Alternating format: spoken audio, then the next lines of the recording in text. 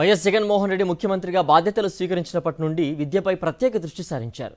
విద్యార్థులకు నాణ్యమైన విద్యను అందిస్తూ కార్పొరేట్ విద్యాసంస్థలకు ధీటుగా ప్రభుత్వ పాఠశాలల్లో ఇంగ్లీష్ మీడియంని ప్రవేశపెట్టారు. దీంతో పాటు పాఠశాల స్థాయి నుండే డిజిటల్ చదువు అవసరమని భావించి విద్యార్థులకు ట్యాబ్లను అందిస్తూ విద్యకు పెద్దపీట వేశారు.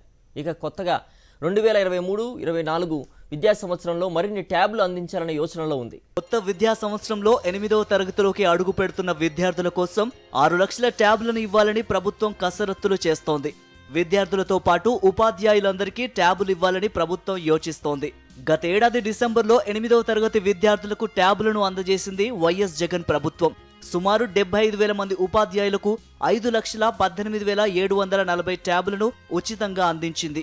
8, 9వ తరగతుల విద్యార్థులకు అవసరమైన పాఠ్యాంశాలకు సంబంధించి సుమారు 25,000 రూపాయల విలువైన బైజ్యూస్ కంటెంట్ తో ట్యాబులను అందజేసింది. గత ఏడాది విద్యార్థులకు ఇచ్చిన ట్యాబుల నిర్వహణకు ప్రభుత్వం ప్రత్యేక యంత్రాంగాన్ని అందుబాటులోకి తెచ్చింది. ట్యాబులలో తలెత్తే సాంకేతిక సమస్యలను గరిష్టంగా 3 రోజుల్లో పరిష్కరించేలా ఏర్పాట్లు చేసింది. ట్యాబుల వినియోగంలో తలెత్తే సాఫ్ట్వేర్ సమస్యలు పరిష్కరించేలా ఉపాధ్యాయులకు శిక్షణ కూడా ఇచ్చింది.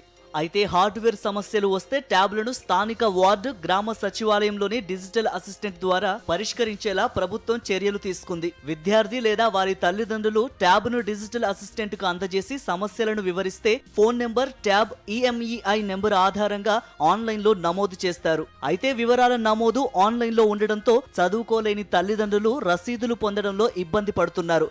అలాంటి వారి కోసం మాన్యువల్ గా రసీదులు ఇవ్వనున్నారు. మరమ్మతుకు గురైన ట్యాబ్లను రాష్ట్రంలోని 145 శాంసంగ్ సర్వీసు సెంటర్లలో గరిష్టంగా 3 రోజుల్లో మరమ్మతులు అందించనున్నారు. ప్రభుత్వం విద్యార్థులకు ఇచ్చిన ట్యాబులు ప్రత్యేకంగా రూపొందించింది. ఈ ట్యాబుల్లో కంటెంట్ ఇంటర్నెట్ లేకుండానే వినియోగించుకోవచ్చు. సబ్జెక్టుల వారీగా ఉన్న పాఠ్యాంశాలను విద్యార్థులు ఎన్ని గంటలు చూశారు, ఏ సబ్జెక్టు కోసం ఎక్కువ సమయం కేటాయించారో అందులో నమోదవుతుంది. ట్యాబ్స్ను నెట్కి అనుసంధానం చేయగానే మొత్తం వివరాలు స్టేట్ ఐటీ సెల్కి చేరతాయి. విద్యార్థులు ట్యాబ్లను ఎలా వినియోగిస్తున్నారో తెలుసుకునేందుకు విశాఖపట్నంలో ప్రత్యేక కమాండ్ కంట్రోల్ సెంటర్ను రాష్ట్ర ప్రభుత్వం అందుబాటులోకి తెచ్చింది. ఇక్కడ ఉన్న సిబ్బంది ప్రతి విద్యార్థికి ఇచ్చిన ట్యాబ్ను ఎలా వాడుతున్నారో గుర్తిస్తారు. మరోవైపు ట్యాబ్లను ట్యాంపరింగ్ చేసే వీలు లేకుండా సాంకేతిక పరంగా కట్టడి చేశారు.